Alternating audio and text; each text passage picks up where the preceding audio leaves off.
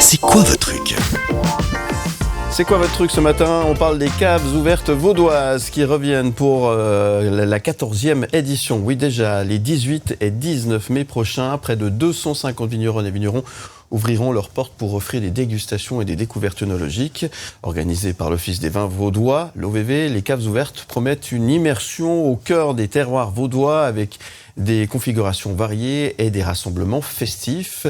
Les billets sont disponibles déjà en ligne sur mescavesouvertesenunmot.ch au prix de 40 francs, incluant en plus de ça les transports publics, et ça c'est important, et des réductions sur l'achat de vin en cave. Et pour mieux en parler que moi, je reçois ce matin Benjamin Guérig. Bonjour Benjamin, vous êtes directeur de l'OVV, bienvenue sur le plateau, merci d'être avec nous pour nous parler des caves ouvertes, édition 2024. Bonjour, merci pour l'accueil. Avec grand plaisir. Ça y est, ça se prépare bien, c'est bientôt là. Ça sera durant le week-end de Pentecôte, on le rappelle. Alors, effectivement, les caves ouvertes, c'est toujours pendant le week-end de Pentecôte. Cette année, en l'occurrence, ce sera les 18 et 19 mai prochains. Et là, on est vraiment dans le dernier sprint en termes de préparation. Et c'est quoi les points forts de cette 14e édition, déjà ? Alors, les points forts, pour préparer vos caves ouvertes, vous avez déjà un magnifique site, mescavesouvertes.ch, sur lequel vous retrouverez toutes les informations. Là, on a essayé de s'améliorer de ce côté-là, notamment en mettant en avant les différentes activités qui sont préparées par toutes les régions, donc la Côte, la Vaud-Chablais et bien sûr le Nord vaudois, avec des cartes, des plans. Et c'est comme ça que vous pouvez vous préparer. Ouais. Et alors, nous, on peut se préparer. Et comment est-ce que les vigneronnes et vignerons se préparent justement à cet événement qui est maintenant devenu incontournable, hein ? Alors c'est juste, vous l'avez dit, en fait les vignerons c'est nos stars. Sans eux, c'est ça, ouais. Sans eux en fait on pourrait rien faire. Bon, tout simplement on pourrait déjà pas déguster leur vin et sans eux on serait absolument incapable d'organiser une telle manifestation. Parce que l'Office des vins vaudois c'est tout petit, 3 personnes, et les vignerons c'est eux qui nous aident à organiser tout ça. En fait il y a des chefs de région, si on peut les appeler comme ça, et c'est eux qui mobilisent les troupes et qui coordonnent les activités dans les différents lieux de production. Un lieu de production, ça peut être par exemple Féchy, Épaisse, Aigle, etc. D'accord.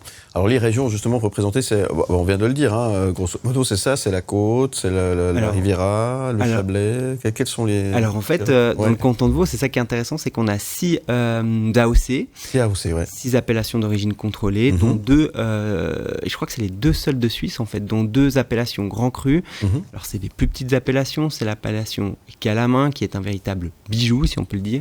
Je suis d'accord. Voilà. C'est 18-19 hectares, donc c'est vraiment très très petit. Et puis l'appellation AOC des Allais Grand Cru, c'est un autre bijou. Voilà, donc il y a 6 régions viticoles dont 2 AOC Grand Cru.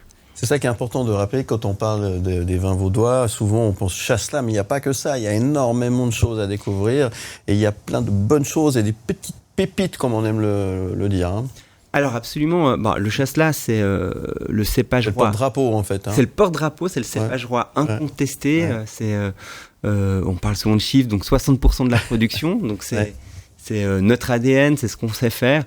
Mais après, tu as raison, je regardais tout à l'heure encore, il y a une trentaine de cépages blancs admis en AOC et une trentaine d'autres cépages rouges admis en AOC. Donc ça fait quand même... entre 60 et 70 cépages, donc il y a vraiment une multitude de choses à découvrir. C'est ça qui est magnifique, et vraiment des petites choses qu'il faut essayer, il faut venir découvrir, il faut être un peu curieux finalement, c'est ça l'idée aussi. Alors justement, si on tire le parallèle avec les caves ouvertes, c'est que c'est une occasion unique de découvrir tous ces cépages et puis d'aller rencontrer ces vignerons qui élaborent leur vin avec chacun leur propre identité, si on veut bien. Bien sûr. Et je l'ai dit un peu comme ça tout à l'heure, mais c'est vrai que, comme toi tu le dis, c'est chaque fois des bijoux un peu différents qu'on peut déguster.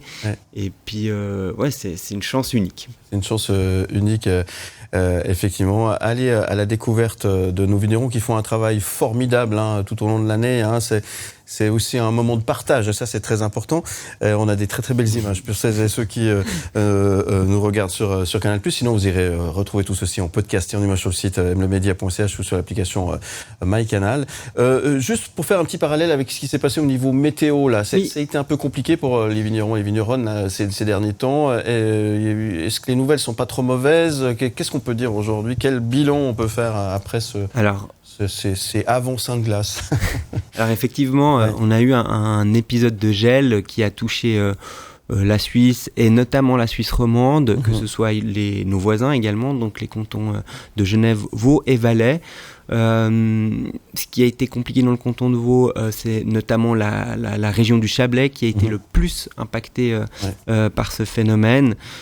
Il semblerait que les risques, que les dégâts dans le reste du canton, soient un peu plus limités.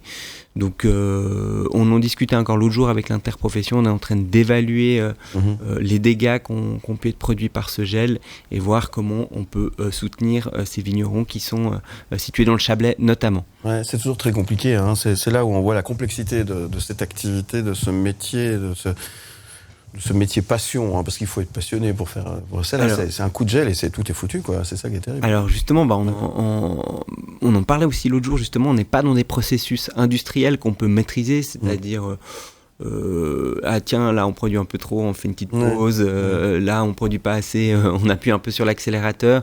Là, on est vraiment sujet aux aléas, entre autres de la météo, et d'autres phénomènes qui peuvent parfois complexifier la production de nos vins, mais c'est ça qui fait aussi la beauté de nos vins, c'est bien que c'est justement, comme je le disais tout à l'heure, c'était pas industriel, et puis chaque vigneron peut apporter sa patte. C'est ça. C'est pour ça qu'il faut respecter ce terroir. Ce terroir et ce patrimoine, et ça, c'est magnifique.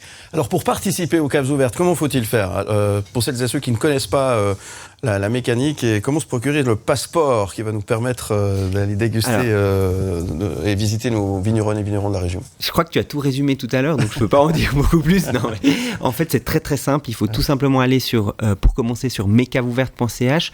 Ça, c'est peut-être une anecdote marrante que je me suis faite en préparant l'émission. C'est que nous, nos caves ouvertes sont assez jeunes finalement dans le canton de Vaud, par rapport à nos voisins où ils sont plutôt à la 30e édition, etc. Nous, on n'est qu'à la moitié. Mais on a les caves ouvertes, on a parmi les caves ouvertes les plus développées, puisqu'on a tout un système en place sur mescavesouvertes.ch par le biais d'une billetterie qui comprend bien sûr l'accès aux caves ouvertes, mais aussi les transports. Et dans les 40 francs que tu évoquais tout à l'heure, il y a aussi un bon d'achat de 20 francs à faire valoir sur un carton de 6 bouteilles. Donc c'est vraiment une offre coordonnée qui permet la découverte du canton de Vaud et la découverte du terroir et de nos vins. Donc c'est vraiment l'idéal. Donc il faut se procurer, vous allez directement sur cavesouvertesenamot.ch pour... mescavesouvertes.ch. mescavesouvertesenamot.ch pour en savoir un petit peu plus et pour vous procurer justement ce pass. On peut l'appeler le passeport. Oui, bien sûr. C'est le passeport, carrément. Carrément, ouais. Tout à fait. Et alors ce qui est très important, et je tiens à le souligner, c'est que là, il y a l'offre des transports publics. Et là, forcément, on peut que vous conseiller de l'utiliser. Parce que évidemment, quand on parle dégustation, après prendre le volant, ça peut être un peu compliqué. Donc, on aimerait bien qu'il ne vous arrive pas trop de bricoles, hein, c'est ça? Absolument, ouais. Voilà, boire ou conduire, il faut choisir. Voilà, et ça, c'est très très bien. Merci d'avoir mis en place, en tous les cas, ce dispositif. Bravo pour cette 14e édition des caves ouvertes vaudoises. On le rappelle, c'est durant le week-end de Pentecôte. C'est bon, tout est prêt, là. Il manque que le soleil, finalement, en fait.